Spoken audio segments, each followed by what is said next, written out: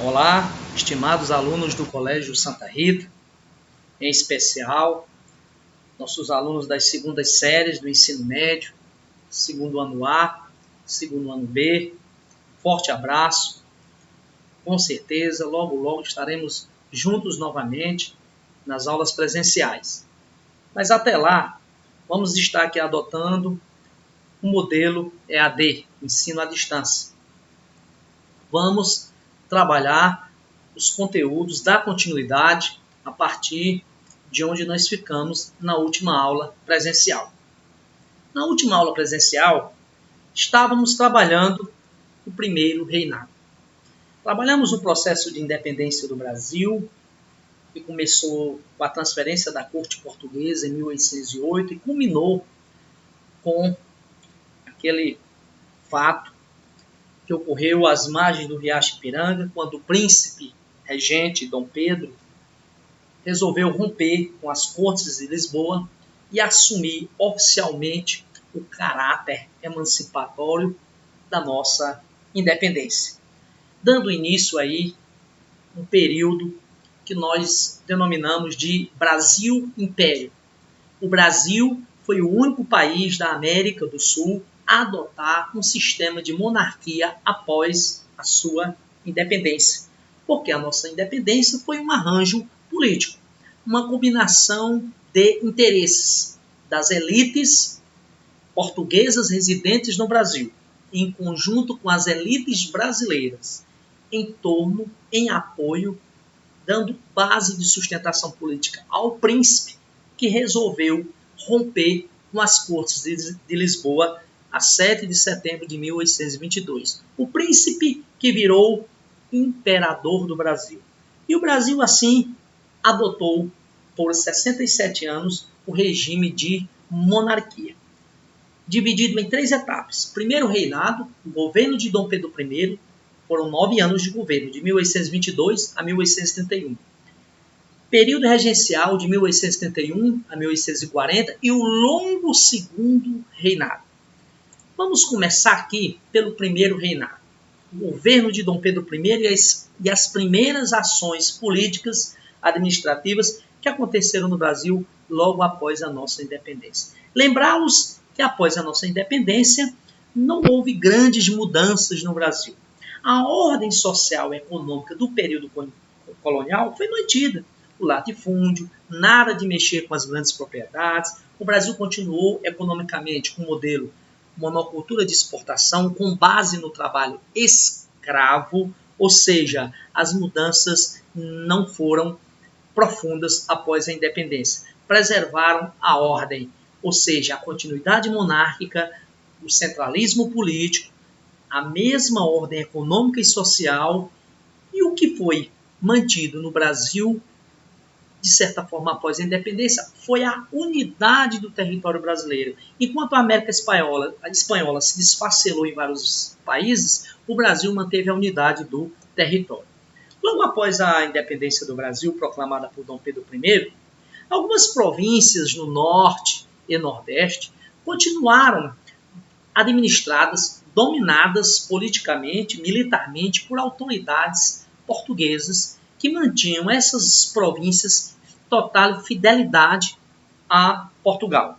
Foram elas a província do Grão-Pará, Maranhão, província do Piauí e a província da Bahia. Essas 4 províncias continuaram sendo administradas por autoridades militares portuguesas que mantiveram fiéis a Portugal. Foi então que aconteceram lutas nessas províncias, lutas das populações dessas províncias. É claro que Dom Pedro I enviou tropas para reforçar a luta, para expulsar essas autoridades portuguesas que continuavam mantendo essas províncias fidelidade a Portugal. A primeira grande luta que aconteceu nessas províncias foi na província do Piauí, a grande batalha do Genipapo. A primeira grande batalha pela independência do Brasil após a proclamação de Dom Pedro I, onde umas 2 centenas de piauienses e cearenses lutaram contra as tropas portuguesas. Ocorreram lutas também na Bahia, no Grão-Pará, no Maranhão. Destacamos na Bahia uma heroína, Maria Quitéria de Jesus, que, atropelando a regra, não podia o ingresso de mulheres no exército. No entanto, ela se passou por homem e corajosamente lutou junto com as tropas na Bahia contra esses portugueses que ainda controlavam a província da Bahia. Maria Quitéria de Jesus, após as vitórias, Dom Pedro I concedeu algumas honrarias a ela e foi permitido, a partir dela, o ingresso de mulheres nas fileiras do exército. Então, no ano de 1823, essas lutas se encerraram e a nossa independência foi consolidada no plano interno. No plano interno, a independência do Brasil com a expulsão dessas autoridades portuguesas no ano de 1823. Lembramos a grande batalha do Genipapo.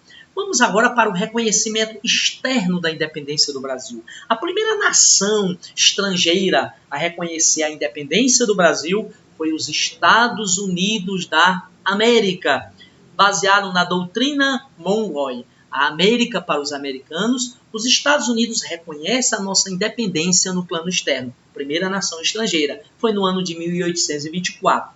Porém, os países estrangeiros continuavam na resistência de reconhecer o Brasil independente, até que no ano de 1825, após a derrota nas guerras de independência, Portugal, então, intermediado pela Inglaterra, um acordo celebrado entre Brasil e Portugal. Esse tratado ficou conhecido como Tratado de Paz e Amizade. Intermediado pela Inglaterra em 1825, Portugal vai então reconhecer a sua derrota e a independência do Brasil. Contudo, houve uma exigência portuguesa, uma indenização no valor de 2 milhões de libras. Claro que o Brasil não tinha esse recurso. A Inglaterra, então, empresta o dinheiro ao Brasil. O Brasil vai recorrer empréstimo junto à Inglaterra para pagar essa indenização. Era justo o valor que Portugal devia à Inglaterra, 2 milhões de libras. Então, nós podemos dizer que esse mesmo dinheiro voltaria para os cofres ingleses. Eu diria que o Brasil assumiu uma dívida que Portugal tinha com a Inglaterra. Assim, Portugal reconhece a nossa independência e a nossa independência se consolida no plano externo. Para que os ingleses fizessem esse trabalho de intermediar este acordo, os ingleses emprestaram dinheiro ao Brasil, mas em troca exigiram que fosse mantido o Tratado de 1810, o Tratado de Comércio e Navegação que tinha sido celebrado durante o período joanino no Brasil. Esse tratado ele determinava as taxas de importação. E por esse tratado, a Inglaterra tinha privilégios alfandegários, ou seja, os produtos ingleses pagavam uma taxa de importação menor do que qualquer outro produto de qualquer outra nação, apenas 15%. Aí os ingleses também reivindicaram que o Brasil extinguisse o tráfico. Claro que o Brasil não cumpriu ainda esta exigência inglesa. No ano de 1871, foi realmente aprovada uma lei do fim do tráfico, mas uma lei que ficou apenas no papel. Lei para inglês ver, ou seja, a abolição do tráfico de escravos para o Brasil só aconteceu em 1850, com a Lei Eusébio de Queiroz, durante o governo de Dom Pedro II. Vamos falar da nossa primeira Constituição. O Brasil já passou por 7 constituições. Demonstra tamanha instabilidade política ao longo de sua história. Passamos por 7 constituições, algumas promulgadas, isto é, elaboradas por uma Assembleia Nacional Constituinte, eleita pelos cidadãos, como é de praxe. Contudo, durante alguns momentos da nossa história, tivemos constituições que foram impostas em tempos tiranos, outorgada pelo governante. A primeira Constituição do Brasil, de 1824, ela foi outorgada. A de 37, durante o Estado Novo, foi outorgada. E a de 67, durante a ditadura militar, foi também uma Constituição quase como imposta. Vamos falar da primeira Constituição. O que é uma Constituição? É a lei máxima de um país. É na Constituição onde estão as regras gerais, o regimento geral do país, no plano político, no plano social. Define o sistema, define os poderes no Brasil. A atual Constituição do Brasil vigora desde 1988. Porém, vamos aqui falar da nossa primeira Constituição do Brasil.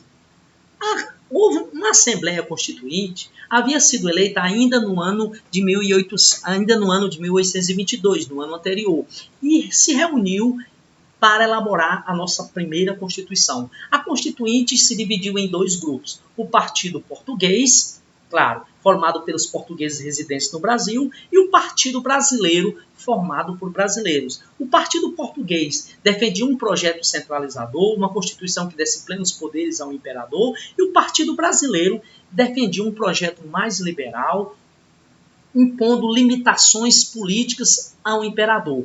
Enquanto o Partido Português defendia um absolutismo político do imperador, o Partido Liberal, ou melhor, o Partido Brasileiro, defendia limitações políticas ao imperador. Havia, portanto, duas bandeiras, dois projetos defendidos no desenrolar da elaboração da nossa primeira Constituição. É claro que o imperador, isso causaria desconfianças ao imperador, porque Dom Pedro I queria, de fato, uma Constituição que desse a ele poderes plenos. Contudo, como a maioria dos deputados faziam parte a maioria dos deputados dessa Assembleia fazia parte desse Partido Brasileiro, Dom Pedro I, desconfiado que a Constituição que estava sendo elaborada poderia limitar o seu poder, ele preferiu fechar a Assembleia Nacional Constituinte. Lembrando que essa Constituição que estava sendo elaborada, já tinha um nome nas ruas, nominada de Constituição da Mandioca, porque o projeto, ou melhor, a lei que definia a cidadania, o direito de votar, fazia referência, limitava aqueles que tinham no mínimo 150 alqueires de mandioca em cultivo. Quem tinha muito cultivo de mandioca é porque tinha muito escravo, era a alimentação básica de escravo. Significa dizer que era uma forma de elitizar a cidadania. Contudo, no dia 12 de novembro de 1823, Dom Pedro I mandou fechar a Assembleia Constituinte e a nossa primeira Constituição foi outorgada e não promulgada. Esse episódio ficou conhecido como Noite da Agonia. Dom Pedro manda fechar a Assembleia Nacional Constituinte. Esse evento demonstra que Dom Pedro tinha o objetivo que a Constituição desse a ele plenos poderes. Nós vamos tratar na nossa próxima videoaula sobre essa Constituição e o desenrolar do governo de Dom Pedro I. Até a próxima aula.